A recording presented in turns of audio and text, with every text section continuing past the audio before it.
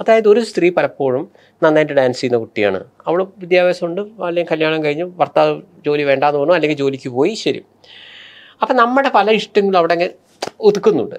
കാരണം പെട്ടെന്ന് കല്യാണം കഴിഞ്ഞു, അല്ലെങ്കിൽ വിദ്യാഭ്യാസം അവിടെ നിർത്തിയിട്ടുണ്ട്, അല്ലെങ്കിൽ നമ്മുടെ ഇഷ്ടപ്പെട്ട കാര്യങ്ങളൊക്കെ നിർത്തി പോട്ടെ. ഇതിങ്ങനെ പോയി പിന്നെ മോനും മോക്കൊക്കെ വേണ്ടിയിട്ടുള്ള ജീവിത സമർപ്പണമായി മാറും.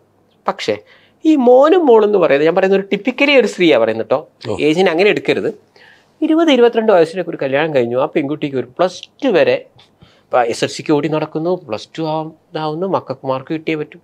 ഈ +2 ഒക്കെ കഴിയുമ്പോൾ പിന്നെ മക്കൾക്കോ അമ്മ, പിന്നെ എൻ്റെ ഫ്രണ്ട്സ് എന്നുള്ള രീതിയിൽ, അല്ലെങ്കിൽ അവർ ഹോസ്റ്റലിലേക്ക് പോകുന്നു, അവർ വിദേശത്തേക്ക് പോകുന്നു. ഇവിടെയാണ് ഒരു സ്ത്രീ ഒറ്റപ്പെടുന്നത്. ഞാൻ പറയുന്നു ഏജ് 40 ഞാൻ എവറേജ് പറഞ്ഞതാണ്. ഏതൊരു സ്ത്രീയും അവരുടെ മക്കൾ ഒരു +2 വിദ്യാഭ്യാസത്തിന് ശേഷം അവരെ വിട്ടുപോവുകയോ, അല്ലെങ്കിൽ അവരടുത്തൊക്കെ തന്നെയുണ്ട്, പക്ഷെ അവർ അമ്മയ്ക്കൊരു പ്രാധാന്യം കൊടുക്കുന്നില്ല എന്ന് കരുതുന്നു. ഈ ഭർത്താവിൻ്റെ കല്യാണം കഴിച്ചൊരു പുരുഷനെ സംബന്ധിച്ചിടത്തോളം എന്താ സംഭവിക്കുക? ആ തുടക്കമുള്ള മോളെ കരള എന്നുള്ള ആ ഡയലോഗൊക്കെ വിട്ടു, പിന്നെ അങ്ങനെ 10-18 കൊല്ലമൊക്കെ ആയി. അപ്പം നമുക്ക് തോന്നും ഭർത്താവിൻ്റെ പഴയതുപോലത്തെ ഒരു സ്നേഹം കിട്ടുന്നില്ല. ഞാൻ പറയുന്നു ഒരു 90% സ്ത്രീകളും സ്ട്രഗിൾ ചെയ്യുന്നുണ്ട്. അവർ പുറത്ത് പറയുന്നുണ്ടോ ഇല്ലെന്നുള്ളതൊക്കെ എന്നാണ്. അപ്പം ഈ ഒരു സമയത്ത് ഈ ഒറ്റപ്പെടലിൽ നിന്നും, അതായത് ഒറ്റപ്പെടുന്ന ഞാൻ പറയുന്നത് ആരും ഇല്ലാത്തൊരവസ്ഥ, അല്ലെങ്കിൽ ഭർത്താവ് ചിലപ്പോൾ ലോങ്ങിലായിരിക്കും, മക്കളാണെങ്കിൽ, അവിടെയാണ് ആ സ്ത്രീക്ക് അന്ന് ഞാൻ ഭരതനാട്യം പകുതിയാക്കി വെച്ചു, അന്ന് എനിക്കൊരു സിനിമയിൽ അവസരം കിട്ടിയിട്ട് ഞാൻ പോകായിരുന്നു. ഇങ്ങനെ ഇവരുടെ ഉള്ളിൽ ഇവർ സപ്രസ് ചെയ്തിരിക്കുന്ന, ഇവർ അടിച്ചമർത്തിയിരിക്കുന്ന എല്ലാ ആഗ്രഹങ്ങളും സ്ലോലി പൊങ്ങി വരുമ്പോൾ എന്ത് സംഭവിക്കും? കാര്യങ്ങൾ എപ്പോഴും കൈവിട്ടുണ്ടാവും. അപ്പോൾ ആൾക്കാർ തള്ളച്ചി, ഓക്കെ ഈ പ്രായത്തിലാണോ ബ്രേക്ക് ഡാൻസ് പഠിക്കാൻ പോകേണ്ടത്, ഓൾക്ക് ഇപ്രായത്തിലാണോ എന്നൊക്കെ പറഞ്ഞിട്ട് ഈ രീതിയിൽ ഇവരെ സമൂഹം കാണാൻ കൂടി തുടങ്ങിക്കഴിഞ്ഞാൽ ശരിക്കും ഐഡൻറ്റിറ്റി ക്രൈസിസ് എന്ന് പറഞ്ഞാൽ പ്രശ്നം വരും. ഞാൻ മനസ്സിലാക്കിയത് ഇതേ പ്രശ്നമാണ് ഈ ആതിരയുടെ മകൾ അഞ്ജലി എന്ന സിനിമയിൽ ആ ആതിര എന്ന് പറയുന്ന പെൺകുട്ടി അനുഭവിക്കുന്ന പ്രശ്നം. കാരണം അവർക്ക് ഇപ്പോൾ തോന്നുന്ന ഒരു കുടുംബം വേണമെന്ന്, ഒരുപാട് പ്രായമായിട്ടില്ല, പക്ഷേ ഇതിനെ സമൂഹം എങ്ങനെ കാണും? കാരണം സമൂഹത്തിൻ്റെ മുന്നിൽ എന്താണ്, വലിയ മോളുണ്ട്. അതേസമയം ഒരു പുരുഷൻ്റെ ഐഡൻറ്റിറ്റി ക്രൈസിസ് വരുന്നത് 20-25 കാരണം ഒരു ഡിഗ്രി വിദ്യാഭ്യാസം കഴിഞ്ഞു. സ്ത്രീൻ്റെ അവസ്ഥയല്ല, ഒരു പുരുഷനെ വരുന്നത്. പുരുഷൻ അത് ജോലിക്ക് വേണ്ടിയിട്ടുള്ള സ്ട്രഗിളിങ് ആണ് വരുന്നത്. കാരണം ജോലി, അതിപ്പോൾ നിങ്ങളുടെ അച്ഛനും അമ്മയും ഡോക്ടറാണ്, എഞ്ചിനീയറാണോ ഒന്നും പറഞ്ഞിട്ട് കാര്യമില്ല. കല്യാണത്തിന് വരുമ്പോൾ മോനെന്തുണ്ടെന്ന് നോക്കും. അതിപ്പോൾ 20 തന്നെ ആവണമെന്നില്ല, 22-28 വരാം. അപ്പം നിങ്ങളിപ്പോൾ ഒരു MBA ആണ്, അല്ലെങ്കിൽ നിങ്ങൾ MC ആണ്, അല്ലെങ്കിൽ നിങ്ങൾ ഒരു MBBS ആണെങ്കിൽ പോലും MBBS MD കഴിഞ്ഞു, ഇനി എവിടെ ഞാൻ ഒരു പേരെടുത്ത ഒരാളാവണ്ടേ. നിങ്ങൾ LLB ആണ്, പക്ഷെ ഒരു പേരെടുത്ത വക്കീലാവണ്ടേ, അല്ല വലിയ ഡിഗ്രി ഉണ്ട്. അപ്പോൾ അവിടെയാണ് നിങ്ങൾ കൂടുതൽ ഒരു ജോലി കിട്ടിയിട്ട് വേണം ഒരു കല്യാണത്തിന് വേണ്ടിയിട്ടല്ല, ഒരാളെ മുന്നിൽ എന്താ നിങ്ങൾക്ക് ജോലി എന്ന് ചോദിക്കുമ്പോൾ അച്ഛൻ ഇതാണ് അമ്മ ഇതാണെന്നല്ലോ.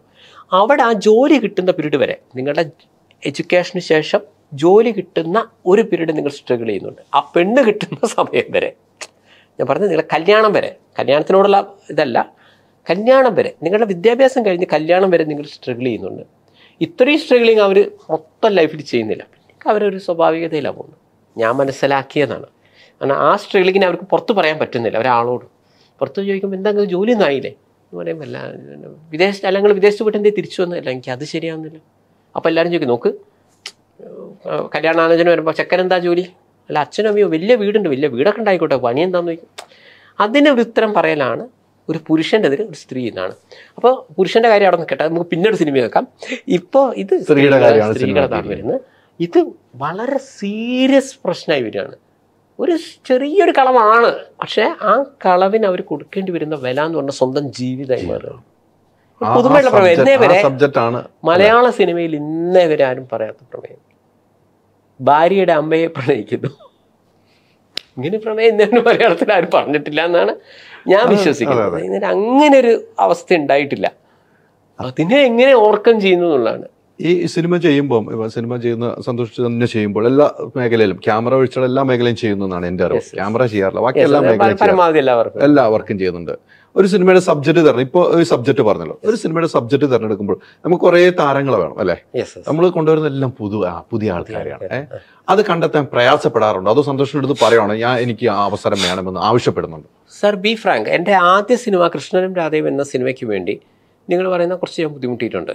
കാരണം ഞാൻ ചില ആളുകളോട് പറഞ്ഞു, എനിക്ക് ഒന്നാമത് സിനിമാ രംഗമായിട്ടൊന്നും ഒരു ബന്ധവുമില്ല, അങ്ങനെ അവിടെ ഇവിടെയൊക്കെയുള്ള ഒരു ക്യാമറമാൻ, അദ്ദേഹം പരിചയപ്പെടുത്തിയ ഒരാൾ ഇങ്ങനെ പോയതാണ്. അപ്പോൾ എനിക്കിപ്പോഴും ഓർമ്മയുണ്ട്. പുതുതായിട്ടൊരു കുട്ടി വരിക, ഹലോ എനിക്ക് അഭിനയിക്കണം എന്നുണ്ട് സാർ, നിങ്ങളെ പേരെന്താ? സന്തോഷ് പണ്ഡിറ്റ്. സാർ ആരുടെ അസിസ്റ്റൻ്റ് ആയിരുന്നു? തീർന്നു. ഞാൻ ആരുടെ ഒരു സിനിമ സെറ്റ് ഉണ്ടില്ല എന്നറിയാൻ പറ്റും കുട്ടീനോട്. ഞാനില്ല, ഞാനിപ്പോൾ ആദ്യമായിട്ട് ഫസ്റ്റ് സിനിമയാണ്. ആരും അസിസ്റ്റൻ്റ് ഒന്നായില്ല. ഇല്ല. ഇതേതാ ബാനർ? ഞാൻ ശ്രീകൃഷ്ണ ഫിലിംസ്, എൻ്റെ ബാനറാ. ഈ ബാനർ വേറെ ഏതെങ്കിലും പടം ചെയ്തിട്ടുണ്ടോ? ഇല്ല. നിങ്ങൾ ഏതെങ്കിലും സിനിമ മുമ്പ് ചെയ്തിട്ടുണ്ടോ? ഷോർട്ട് ഫിലിം എങ്കിലും ചെയ്തിട്ടുണ്ടോ? ഇല്ല. ഒരാളെ ഞാൻ കൺവിൻസ് ചെയ്യുന്ന ഇതിലോ എല്ലാം ഇല്ല എന്നാണ്. ഒരുപാട് ബുദ്ധിമുട്ടില്ല, എന്നാലും ഇങ്ങനെ ഒരു ബുദ്ധിമുട്ടുണ്ടായി. അതിൽ ആണിനെ ആയാലും പെണ്ണിനെ ആയാലും ഞാൻ ഒന്നുകൂടെ ഒന്ന് ശ്രദ്ധിച്ചു. പക്ഷേ അടുത്ത സിനിമ മുതൽ ഇങ്ങോട്ട് എന്തായി, പിന്നെ ഹലോ സന്തോഷ് പണ്ഡിറ്റാണ്. സന്തോഷ് സാറേ, എനിക്ക് നിങ്ങൾ ഭയങ്കര ഇഷ്ടമാട്ടോ. അല്ലെങ്കിൽ നിങ്ങൾ എന്നാണ് ഇൻ്റർവ്യൂ കണ്ടു, അല്ലെങ്കിൽ നിങ്ങൾ അന്ന് മലയാളി ഹൗസ് 2011 വന്നു, സൂര്യ TV-യുടെ. മലയാളി ഹൗസ് ഞാൻ സ്ഥിരം കാണുന്നിട്ട്, അയ്യോ നിങ്ങൾ ഔട്ടായപ്പോൾ എനിക്ക് വിഷമം തോന്നി, അല്ലെങ്കിൽ ഇങ്ങനെ സംതിങ്. അതല്ലെങ്കിൽ അവർ പറയും നിങ്ങളെ മറ്റേ സോങ് നന്നായിരുന്നു കേട്ടോ, അല്ലെങ്കിൽ നിങ്ങളെ ഫേസ്ബുക്കിൽ ഞാൻ ഉണ്ട് കേട്ടോ എന്നൊക്കെ പറയും. അപ്പോൾ ഇപ്പോൾ ഈ ആതിരയുടെ മകൾ അഞ്ജലിയൊക്കെ എത്തുമ്പോഴേക്കും എനിക്കൊരു രാജപാതയിലൂടെ, ഇപ്പം നിങ്ങൾ നേരത്തെ ചോദിച്ചു, ഞാൻ പറഞ്ഞ രാജപാതയിലൂടെ നടക്കുന്നതുകൊണ്ടാണ്. ഇപ്പം നേരെ തിരിച്ചാണ് ഫേസ്ബുക്കിലൊക്കെ സന്തോഷ് സാർ. അപ്പോൾ ഇന്ന് പോലും കുറേ പേര് ഫോട്ടോ ഇട്ട് വന്നിട്ട്, സന്തോഷ് സാറേ എനിക്ക് പറ്റിയ വല്ലതും ഉണ്ടെങ്കിൽ പറയട്ടോ. അപ്പം നമുക്ക് ഇപ്പം നിലവിലുള്ളതിൽ നിന്നൊന്ന് തിരഞ്ഞെടുക്കുക എന്നുള്ളതിലേക്ക് എത്തി. അത് വന്നു. പിന്നെ രണ്ടാമത്തെ കാര്യം, നിങ്ങളിപ്പോൾ 50 വർഷമായി സിനിമയിലുണ്ടെങ്കിലും ഇപ്പോൾ പുതുതായിട്ടൊരാൾ വരുമ്പോൾ സത്യമായിട്ടും നിങ്ങളൊരു ഡയറക്ടറാണെങ്കിൽ അവർ നിങ്ങളിൽ നിന്ന് പഠിക്കും. കാരണം നമുക്ക് പുറമേ നിന്ന് കണ്ടുപിടിച്ചിട്ടുണ്ട്. അപ്പോൾ എന്നോട് എൻ്റെ വർക്കിൽ വന്നൊരു കുട്ടി പറയാം, സാർ എനിക്കൊരു നമ്മളതൊരു പുറമേ നിന്നൊക്കെ കണ്ടിട്ടുണ്ട്, എന്നാലും അപ്പം എന്നെ സാറെ ഫിക്സ് ചെയ്തപ്പോൾ ഞാൻ ഫസ്റ്റ് തന്നെ വിളിച്ച സന്തോഷ് സാറിൻ്റെ കഴിഞ്ഞ സിനിമയിലെ നായികയാണ് കുട്ടി പറയും. എന്നോട് ഫ്രാങ്കായിട്ട് പറയും. ആ സിനിമ കഴിഞ്ഞ് പോകുമ്പോൾ ഞാനൊരു ഇതെടുക്കും കേട്ടോ. അപ്പോൾ എന്നോട് പറഞ്ഞു, അപ്പോൾ ഈ കുട്ടി മോളെ എങ്ങനെയുണ്ട്, എനിക്ക് സന്തോഷ് സാറിൻ്റെ ഇത് കിട്ടിയിട്ടുണ്ട്, എങ്ങനെയുണ്ട് സെറ്റൊക്കെ എങ്ങനെയുണ്ട്, ഈ സന്തോഷ് പണ്ഡിറ്റ് എങ്ങനെയുണ്ട്, നമ്മൾ ഈ പുറമേ ഇതൊക്കെ അല്ലേ കണ്ടിട്ടുള്ളൂ ചോദിച്ചു. എടി നീ നിൻ്റെ വീട്ടിലിരിക്കുന്ന പോലെ ഉണ്ടാവും. എന്നോട് പറയാം, നിങ്ങൾ കഴിഞ്ഞ നായിക പറഞ്ഞ വാക്കാ, എടി നീ നിൻ്റെ വീട്ടിൽ എങ്ങനെയാണോ ഇരിക്കുന്നത് അതേപോലെ ഇയാളെ സിനിമ സെറ്റിൽ. പിന്നെ പോകുമ്പോൾ കുറച്ച് ബുക്കൊക്കെ എടുത്തോട്ടോ, ഞാൻ വീർപ്പിക്കും 24. കാരണം എൻ്റെ സീനല്ലാത്ത സമയത്ത് പഠിക്കുന്ന കുട്ടികളാണെങ്കിൽ ബുക്ക് എടുത്ത് വരാൻ പറയും. അപ്പം അങ്ങനെ ഒരു എന്നാണ്ടും പറയും. ഞാൻ പറഞ്ഞു ശരിയല്ലേ, ഒരു ദിവസം 4 സീൻ എടുക്കുന്നെങ്കിൽ 2 സീനിൽ കുട്ടി ഉണ്ടാവും, 2 സീനിൽ കുട്ടി ഇല്ല. അപ്പോൾ ഈ കുട്ടികൾ എന്ത് ചെയ്യും? Facebook live. എനിക്കിതൊക്കെ കാണും. ഞാൻ പറഞ്ഞേ അടുത്ത സീനിൻ്റെ നോക്കി സന്തോഷട്ടാ, എന്തിനാ പഠിക്കുന്നത്? +2 അല്ലെങ്കിൽ ഡിഗ്രി, അധികം പഠിക്കുന്ന കുട്ടികളായിരിക്കും. ഞാൻ പറയും നിങ്ങൾക്ക് ആ ബുക്ക് എന്തെങ്കിലും എടുത്ത് നോക്കിക്കൂടെ, നിനക്ക് ആ സമയത്ത് പ്രൊജക്റ്റ് വാങ്ങിക്കൂടെ?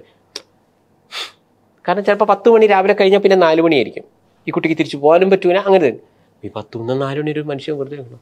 ഒരു പെൺകുട്ടീനോട് വെച്ചു, ഈ രാവിലെ സമയത്ത് ആരെയും പഠിക്കുമോ? ഞാൻ പറഞ്ഞു എന്തേ രാവിലെ പഠിച്ച എന്തേ ആകുമോ? അല്ല അതല്ല. ഞാൻ പറഞ്ഞു ഒരു പ്രശ്നമില്ല, രാവിലെ പഠിക്കാം, മര്യാദ ഇരുന്ന് പഠിച്ചു. അപ്പോൾ അങ്ങനെ